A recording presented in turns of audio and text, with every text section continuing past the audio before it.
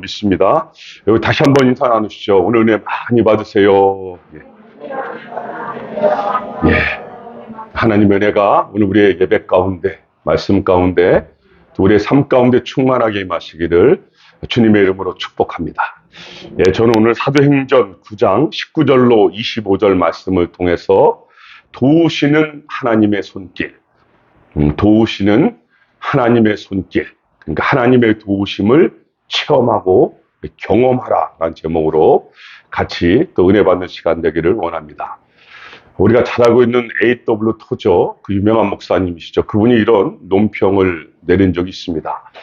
지금 교회들이 또 우리 그리스도인들이 우리가 하고 있는 일들 중에서 만약에 성령님을 빼버린다면 그렇다면 우리가 하고 있는 일 중에 95%는 그대로 진행되고 있을 것이다. 아무도 그 변화를 느끼지 못할 것이다. 그러나 초대교회, 사도행전의 역사에 일어났던 초대교회에서 성령님이 빠지신다면 그들의 사역의 95%는 멈추고 말 것이다.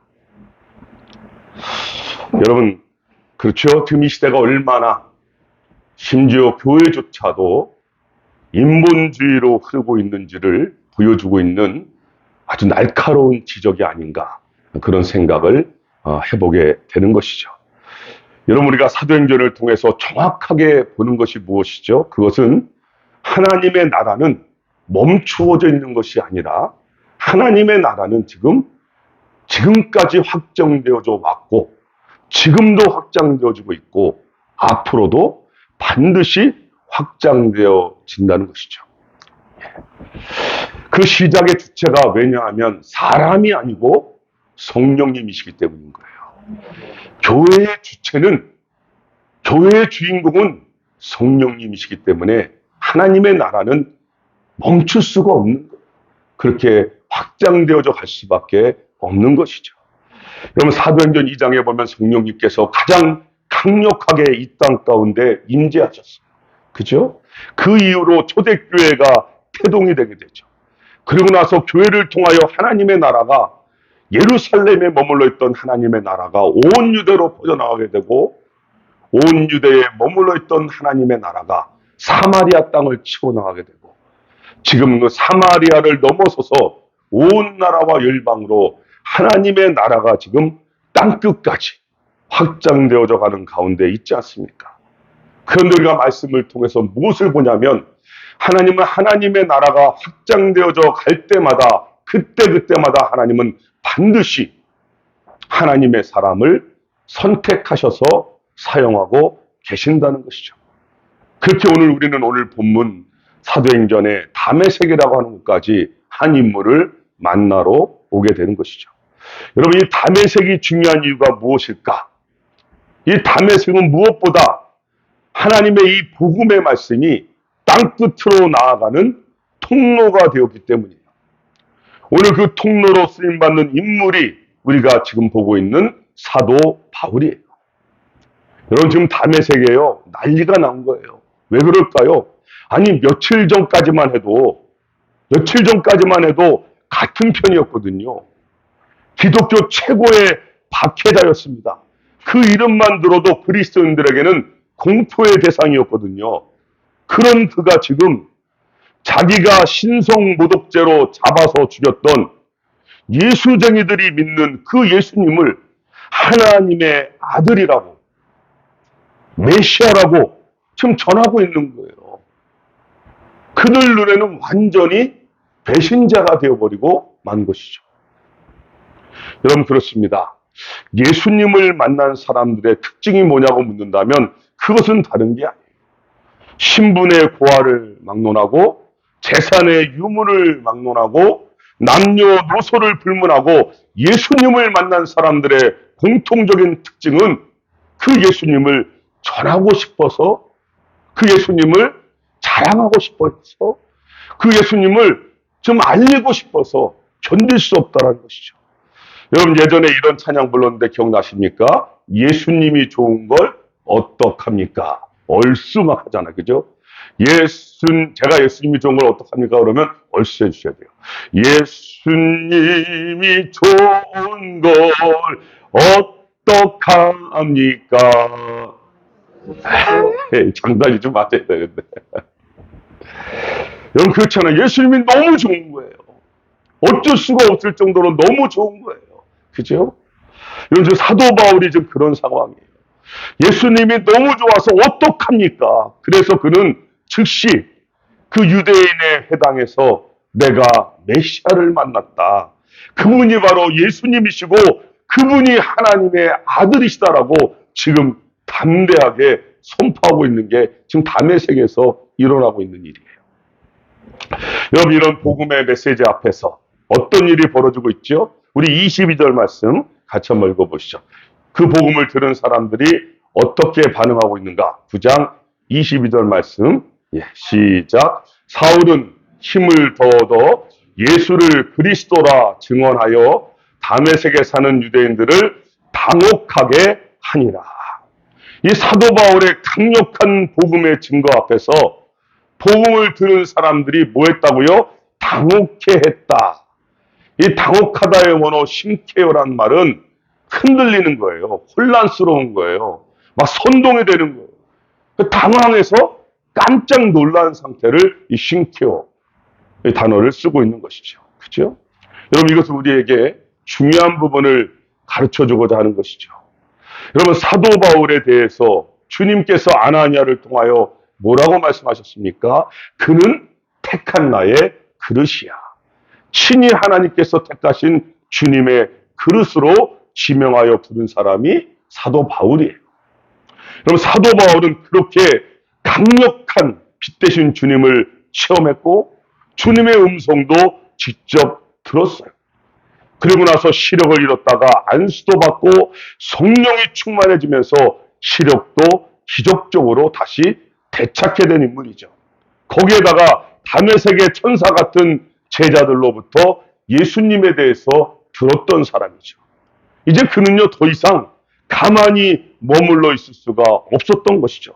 그래서 바로 뛰쳐나간 거예요. 자신이 만난 예수님을 증거하고 싶어서, 알려주고 싶어서, 이 기쁨을 나누고 싶어서 그는 뛰쳐나간 것이죠. 여러분, 그런데 지금 반응이 어떻다고요? 당혹해 했다라고, 당혹함의 반응으로 그들이 다가오고 있는 것이죠. 여러분, 사도행전 2장에서 보면 베드로와는 너무나 비교되지 않습니까? 베드로가요, 성령이 충만해서 당신들이 예수님을 십자가에 못 박았다. 직선적으로 강력하게 도전했을 때 여러분, 그들의 반응이 어땠죠? 그들의 반응은요, 그러면 우리가 어떻게 해야 합니까? 당신들이 죽였다 그러니까 그러면 우리가 어떻게 해야 되냐고 그들은요, 회개하며 주님 앞에 나와 예수님을 믿고 세례까지 받았잖아요. 오죽하면 성경에 그 숫자까지 기록하고 있거든요. 베드로를 통하여 말씀을 듣고 그날 돌아온 사람이 무려 3,000명이라 어마어마한 숫자가 주님께 돌아왔다고 숫자까지 기록하고 있습니다. 여러분, 그런데 지금 주님께서 직접 찾아오시고 만나주시고 기적도 베풀어 주시고 성령으로 충만케 하신 사도 바울이 베드로보다 못한 게 없잖아요. 그런 그가 열정적으로 예수님을 지금 선포했거든요. 그러면 적어도 베드로가 했던 그런 같은 역사가 일어나야 하는 게 맞지 않을까요? 여러분, 그런 역사가 똑같이 일어났다면 이 다메섹에 엄청난 성령의 역사가 임하지 않았겠습니까? 여러분, 그래야 다메섹에 있는 사람들이 예루살렘 교회 같은 그런 은혜를 체험하지 않았겠어요. 여러분, 그런데 우리가 볼 때는 그것이 더 효과적인데 하나님은 그렇게 역사하고 있지 않다는 것이죠. 지금 다메섹에 있는 그들의 반응은 달랐습니다. 그들이 회개하고 돌아온 것이 아니라 오히려 당황해하며 놀랐어요. 심지어는 사도 바울에 대하여 적개심을 가집니다. 이 배신자라고 증오가 타오르게 되는 거예요. 여러분, 그러고 나면 그 다음 수순은 보지 않아도 뻔하지 않습니까? 예수님도 스데반도 다 그렇게 억울하게 신성 모독죄를 뒤로 뒤집어 쓰고 돌아가신 거잖아요.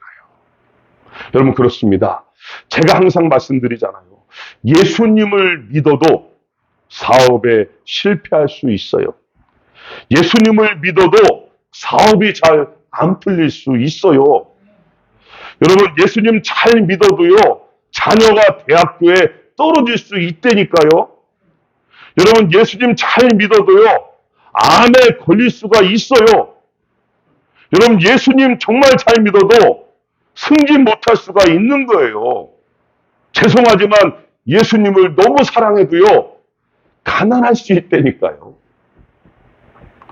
여러분 우리는 너무나 예수님을 잘 믿으면 성공이라고 하는 신드롬에 빠져 있는 게 아닌지 한번 돌이켜보라고 말씀해 주시는 거예요. 성경은 형통의 개념을 절대 세상적인 성공의 기준으로 평가하고 있지 않습니다. 여러분 그러면 성경이 말하는 형통이 무엇인가? 그 주체는 형통의 주체는 하나님이세요. 다른 말로 하면 하나님의 함께 하심이에요. 지금 내가 사업이 잘 된다 할지라도 하나님이 함께하지 않으면 그거는 실패한 거예요. 그죠? 오히려 독이 된다는 거죠. 지금 내가 승진하고 승승장구하는 것 같아도 하나님이 함께하지 않으면 그것은 오히려 실패요. 하나님의 영광을 가리는 것이라는 거예요. 이 정도쯤은 우리가 알고 있어야죠. 반대로 지금 내가 어떤 어려운 상황 가운데 있고 힘든 상황 가운데 있다 할지라도 하나님과 함께하는 삶을 느끼며 살고 있다면 그 사람은 성공한 삶이에요. 이게 형통이에요. 이걸 하나님이 우리에게 가르쳐 주시고자 하는 거거든요. 자꾸만 이거를 잃어버리는 거예요. 여러분 우리가 왜 요셉을 보고 축복받은 삶이라고 말하죠? 요셉이 다른 분들은 다 잊어버리고 총리가 됐기 때문에 그가 축복받았다. 이거 아니에요. 요셉은 총리가 됐기 때문에 축복받은 삶이 아니에요. 성경은 오히려 요셉이요. 구덩이에 던져지고 죽음의 구덩이에 던져지고 노예상에 팔려가고 억울한 누명을 써서 감옥에 갇히고 그렇게 죽어서밖에 나올 수 없는 그 감옥에 갇혔어도 성경이 요셉을 향하여 뭐라고 말하는지 아십니까? 요셉은 형통했다라고 말해요. 아니 이게 왜 형통해요? 그런데 그 앞에 있죠. 하나님이 함께 하심으로예요. 그냥 형통이 아니라 하나님이 함께 하시니까 형통한 거예요. 하나님이 함께 하시면요. 우리가 어느 곳에 있는 장소의 문제가 아니에요. 재물의 유무가 아니에요. 내가 지위 고하의 문제가 아니라 하나님이 함께 하시면 그 자체가 형통인 줄 믿습니다. 이거 가르쳐 주는 거예요. 기독교에서 이것 빠지면 다 잃어버리는 거예요. 이것 빠지면 세상하고 다를 게 없는 거예요. 여러분 그러니까 예수님께서 이 땅에 왜 오셨어요? 성육신 하셨다고 그러죠. 예수님이 이 땅에 오신 목적이 뭡니까? 거룩하고 전능하신 하나님께서 왜 친히 우리와 똑같은 사람의 몸을 입고 오셨을까? 그 똑같이 오신 이유가 뭐라고요? 우리와 함께하고 싶어서잖아요. 다른 거 아니잖아요. 함께하고 싶어서죠. 여러분 다른 것이 아닙니다. 우리를 너무나 사랑하니까 함께하고 싶으신 거예요. 너무나 사랑하니까 죄 가운데 우리를 죽게 내버려 둘 수가 없는 거예요. 우리를 너무나 사랑하니까 우리를 살리려고 십자가를 친히 지신 거예요. 우리를 너무나 아끼시니까 십자가에서 모든 피와 물을 다 쏟으시면서까지 내가 너를 이렇게까지 사랑한다고 다 이루었다 말씀하시며 돌아가신 거예요. 왜요? 우리를 너무나 사랑하셨기 때문에. 그래서 부활하시고 죄의 권세를 무너뜨리신 거 아닙니까? 여러분 그 주님께서 부활하고 승천하시면서까지도 마지막 제자들을 불러 모아놓고 하신 말씀이 뭐예요? 마태복음 28장 18절 20절을 보세요. 다른 말이 아닙니다. 볼지어다 내가 세상 끝날까지 너희와 항상 함께 있으리라. 할렐루야. 그럼 끝난 거예요. 이미 끝난 거예요. 주님이 아예 우리에게 확정하시고 그리고 승천하셨죠. 여러분 그 하나님께서 영원토록 우리와 함께 하시기 위해서 오순절 성령 강림에 친히 이 땅에 강림하셨어요. 그렇죠? 지금 우리 안에 영원토록 내주하시는 은혜가 임한 줄로 믿습니다. 그래서 사도행전을 뭐라 그래요? 성령행전이라고 그러는 거예요. 성령행전이다. 여러분 그 사도들과 함께 하셨던 그 성령님께서 동일하게 이 시대에 예수님을 진정으로 믿고 살아가는 우리 그리스도인에게 함께 하신 줄로 믿습니다. 지금 우리는 믿든 안 믿든 내가 알든 알지 못하든 성령님은 이미 우리와 함께 하시는 거예요. 그 은혜를 누리시기를 바랍니다. 여러분, 사실 좀 시간이 지났지만 제가 미국에 있을 때 소위 신사도 운동으로 무리를 일으켰던 분들이 있어요. 그런 영향을 받은 분들이 의외로 많거든요. 여러분, 그것은 절대로 성경적이지 않습니다. 성경적이지 않아요. 신사도 운동은 성령의 역사를 빙자한 비성경적인 운동이에요. 1세기 때 예수님께서 사도들을 세워서 교회를 세우고 다스린 것처럼 오늘날 이 시대도 성령께서 새로운 사도들, 그죠? 신사도를 세우신다고 하면서 그들이 유혹하고 있는 거예요. 자신들의 특권의식 가지고 마치 자신들이 대단한 일을 하는 것처럼 예언을 한다, 뭐 환상을 한다, 뭐 치유를 한다, 이런 식으로 해갖고 사람들을 꼬드기는 거예요. 성경에도 없는 신비적인 것들로 체험을 주장하고 있는 거죠. 여러분, 베레아 들어보셨죠? 여러분, 베레아가 왜 이단으로 정죄를 받았죠? 베레아는 다른 게 아니고 감기도 귀신의 역사고, 무좀도 귀신의 역사고, 안경 낀 것도 귀신의 역사고, 모든 게 다 귀신이에요. 그건 저한테는 귀신이 도대체 역사한 게 몇 가지예요. 이게 말이 안 되는 거잖아요. 말이 안 되는 거잖아요. 그래서 그들을 이단이라고 저희가 보고 그게 정해지 않았습니다. 교단에서. 여러분, 사도들이라고 말하는 그 신사도 그들이 자신들의 강력한 리더십에 의해서 운영되는 체제로 교회를 재편하려고 하는 것이죠. 이 신사도 운동이 지향하는 내용 중에는요, 세속적인 부와 건강, 행복, 그리고 성공을 지향하는 소위 번영신학이 들어있다는 걸 아셔야 되는 거예요. 속아 넘어가면 안 되는 겁니다. 여러분, 이 시대에 정말로 그리스도이라는 이름 때문에 고통과 핍박을 당하는 이들이 얼마나 많아요? 그렇지 않나요? 오히려 그런 분들이 더 많지 않습니까? 여러분, 그런 분들은 어떻게 설명할 거예요? 다 그럼 귀신 들리고 죄 짓고 범죄해서 지금 고통과 아픔을 당하고 있어요. 이 말도 안 되는 논리를 가르치고 증거하고 있단 말이에요. 우리가 읽은 본문은 그것을 더 정확하게 오늘 확인시켜주고 있는 거죠. 23절 같이 한번 읽어보시죠. 23절입니다. 23절 말씀 시작. 여러 날이 지남에 유대인들이 사울 죽이기를 공모하더니 아멘. 여러 날이 지났다라고 말해요. 그리고 나서 사도 바울에게 지금 어떤 일이 벌어지고 있죠? 그 유대인들이 공모를 했대요. 여러분, 무엇을 공모했겠습니까? 다른 게 아니고 사도 바울을 죽이기로 공모했대요. 그들이 행하는 일은 예수님 때나 스데반 때나 지금 사도 바울에게도 똑같이 일어나고 있죠. 공모하고 있다는 거죠. 여러분, 공모가 뭡니까? 네이버 사전을 보니까 공동으로 모의하는 말을 줄인 것이다. 그러니까 두 사람 이상이 어떠한 불법적인 행위를 하기로 합의하는 일을 공모라고 말하거든요. 여러분, 그렇잖아요? 자기와 다르다고. 아니, 다름은 인정해줘야죠. 그죠? 서로 다름을 인정해주고 존중해주고 기도해주고 축복해주고 사랑해주고 이게 그리스도인이 할 일인데 서로 자기와 다르다고 자신들의 말을 듣지 않는다고 자신들의 이익에 부합하지 않다고 어제의 동료가 오늘의 원수가 되어버리는 현실이에요. 지금. 그럼 언제 어디서 어떻게 죽일지 이들은 계획을 짜고 있어요. 그래서 오늘 24절에 보니까 밤낮으로 성문을 지켰다. 왜 지켰다고요? 사도 바울을 죽이려고. 이렇게까지 나아가는 거예요.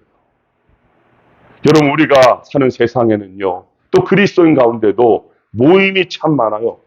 그런데 그 모임이 다 좋은 모임이 아니라는 거예요. 어떤 모임은 그리스도인들에게 독이 되는 모임도 있다는 것을 아셔야 되는 거예요. 어떤 모임이 안 좋은 모임입니까? 남을 험담하고 비난하고 헐뜯는 자리는요, 여러분, 어떠한 이유를 대서라도 빨리 피하시기를 바랍니다.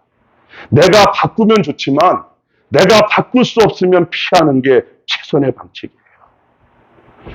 여러분, 요즘 젊은 분들 중에도 결혼을 너무나 쉽게 자기 방식대로 생각하는 분들이 너무나 많아요. 그래서 이 젊은 그리스도인 중에도 보면 뭐 종교가 그렇게 중요하냐. 서로 사랑하기만 하면 되지. 저는 예수님을 믿든 믿지 않든 상관하지 않아요. 이렇게 말하는 청년들이 많거든요. 여러분, 정말 신앙이 너무 좋은 분이 구원하고 전도하고자 하는 차원에서 믿지 않는 분과 결혼할 수 있어요. 그거는 사명이라고 볼 수 있어요. 그래도 쉽지 않아요. 알잖아요. 얼마나 힘들겠습니까? 왜냐하면 성경에서 말하는 결혼은요, 단순한 육체적인 결합이 아니기 때문 아니에요. 여러분, 결혼은 우리의 영과 혼과 육의 온전한 결합을 결혼이라고 말하고 있어요. 그런데 그 온전한 결합이 처음부터 이루어질 수가 없는 거잖아요. 성령님께서 내주하시는 사람과 그렇지 못하는 사람이 어떻게 온전한 결합이 이루어질 수가 있겠어요? 당연히 영향을 받을 수밖에 없는 거죠. 여러분, 결국 그것은 가정생활에 문제와 갈등을 야기실 수밖에 없는 것은 당연한 거죠. 그래서 사도 바울이 고린도후서 6장 14절에서 뭐라고 말하고 있죠? 너희는 믿지 않는 자와 멍에를 함께 매지 말라. 그래서 그렇게 말한 거예요. 우리를 위해서 말씀해 주신 거예요. 그러니까 여러분, 가능하면 우리 청년들 계시다면 교회에서 짝을 찾으시기를 바랍니다. 근데 청년들이 잘 안 보이시네요. 여러분, 오늘 본문을 보시죠. 24절입니다. 다시 한번 보시죠. 24절 말씀 같이 읽어봅니다. 24절 말씀 시작. 그 계교가 사울에게 알려지니라. 그들이 그를 죽이려고 밤낮으로 성문까지 지키거늘. 아멘. 여러분, 그들이 공모했죠. 사도 바울을 죽이기로 공모하고 있어요. 그리고 실행으로까지 옮겼어요. 밤낮으로 성문을 지켰어요. 그런데 고린도후서 11장 32절을 보니까 이 다메섹 성을 지킨 사람들이 보통 사람들이 아님을 가르쳐주고 있는 거예요. 한마디로 말하면 사도 바울을 죽이기 위해서 그 성을 지킨 사람들이 오합지졸이 아니란 말이에요. 다메섹 왕의 아레다에 수하에 있는 왕의 군사들이었다라고 말하고 있어요. 여러분, 그들이 밤낮으로 지금 한 사람을 죽이겠다고 지키고 있어요. 완벽하죠? 철통수비예요. 여러분, 무슨 의미일까요? 피할 곳도 이제는 도망칠 곳도 없는 죽었다라는 표현이 맞는 상황이 벌어지고 있는 것이에요. 더욱이 더 중요한 게 뭡니까? 사도 바울 자신은 지금 그런 공모를 꾸미고 있는 걸 자신도 몰라. 자기는 모르고 있는 사실이에요. 여러분, 이 정도 상황이면 보통 어떻게 되죠? 사울을 죽이려고 공모한 유대인들 입장에서 본다면 이제 끝난 싸움이죠. 시간 차이만 남아있는 거 아니에요? 자신들의 승리를 장담했을 거 아니에요? 배신자의 최후가 어떤 것인지 본때를 보였다고 의기양양했을 거 아닙니까? 여러분, 그런데 오늘 본문이 우리에게 뭐라고 말하고 있습니까? 그들의 공모가, 그들의 계교가 누구에게요? 사도 바울에게 알려지니라. 알려지는 거예요. 여러분, 얼마나 힘이 되고 또 위로가 되는 말씀이에요. 여러분, 그렇습니다. 성경의 역사, 믿음의 역사는 반전의 역사인 줄로 믿습니다. 우리 하나님은요, 역전의 명수세요. 기상천외한 방법으로 오늘 사도 바울을 탈출시키잖아요. 그들의 작전이 수포로 가게 만드시잖아요. 이게 하나님의 방법이에요. 여러분, 다니엘을 기억하십니까? 다니엘이 사자굴 속에 믿음을 지킴으로 말미암아 들어갔잖아요. 근데 그 사자굴에서 정작 죽었던 사람은 누구죠? 다니엘을 사자굴에 던져놓았던 사람들이 죽잖아요, 오히려. 여러분 보세요. 에스더가 죽으면 죽으리다 왕 앞에 나아갔잖아요. 그 유다인들을 전멸시키려고 했던 하만과 그들이 결국 어떻게 됩니까? 자신들이 죽이려고 매달았던 그 나무에 자신이 또 달리잖아요. 그게 역전시키는 거예요. 반전이 일어나는 거예요. 여러분, 아무리 은밀하게 그들이 살인의 계획을 세웠어도 하나님께서 보고 계신 줄로 믿습니다. 그러니까 여러분, 우리는 하나님만 바라보면 되는 거예요. 그죠? 겁내지도 말고 두려워하지도 말고 여러분의 인생의 삶 가운데 어려움과 두려움과 문제와 고통이 닥칩니까? 누굴 바라보시라고요? 하나님만 바라보면 되는 거예요. 왜요? 하나님이 보십니다. 하나님이 보시는 거예요. 아무리 그들이 완벽하게 세상의 권력을 총동원하여 왕의 군사로 준비했어도 사람은 이길지 몰라도 하나님을 이길 수는 없는 거예요.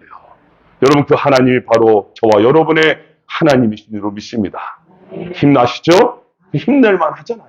그분이 우리 하나님이신데.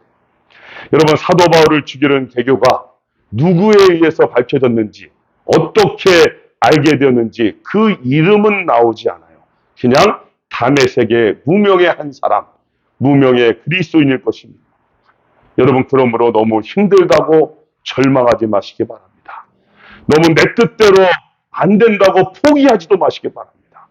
우리가 진정한 그리스도인으로 살아가는 한, 우리가 진정한 그리스도인으로 믿음으로 좁은 길을 걸어갈 때 하나님께서는요, 반드시 준비시키신 도움의 손길을 붙여주실 줄로 믿습니다. 그래서 오늘 제목이 도움을 주시는 하나님의 손길이 되는 거예요. 반드시 하나님은요, 우리를 위해서 준비시켜 주십니다.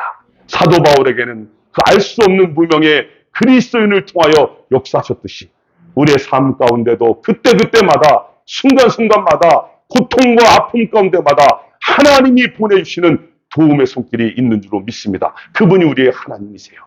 그분을 붙잡고 끝까지 믿음으로 승리하며 이 좁은 길을, 그리스도인의 길을 끝까지 달려가는 우리 모두가 되시기를 주님의 이름으로 축복합니다. 예, 기도하시겠습니다. 하나님 감사합니다. 말씀을 보면 볼수록 하나님이 우리를 얼마나 사랑하시는지, 하나님이 우리를 얼마나 아끼시는지, 하나님의 교회를 향한 하나님이 얼마나 애통과 고통이 있는지 우리가 말씀을 통하여 다시 한번 들여다보게 하시니 하나님 너무나 감사합니다. 혹시 우리 가운데 하나님 문제 속에서, 때로 풀리지 않는 갈등 속에서, 또 어려운 상황 속에서 고민하며 힘들어하고 지쳐하는 분들이 있지 않습니까? 오늘 주님께서 말씀으로 찾아와 주님으로 믿습니다. 하나님께서 준비시키신 도움의 손길이 반드시 있는 줄로 믿습니다. 그렇게 역전시키시는 하나님, 반전시키시는 하나님, 승리케 하시는 하나님을 경험하고 체험하는 현장들로 변화시켜 주시옵소서. 그래서 우리의 삶에 역사하신 그 하나님의 이름을 찬송하며 높이는 우리의 일평생 삶이 될 수 있도록 축복하여 주시옵소서. 예수님의 이름으로 기도드리옵나이다. 아멘.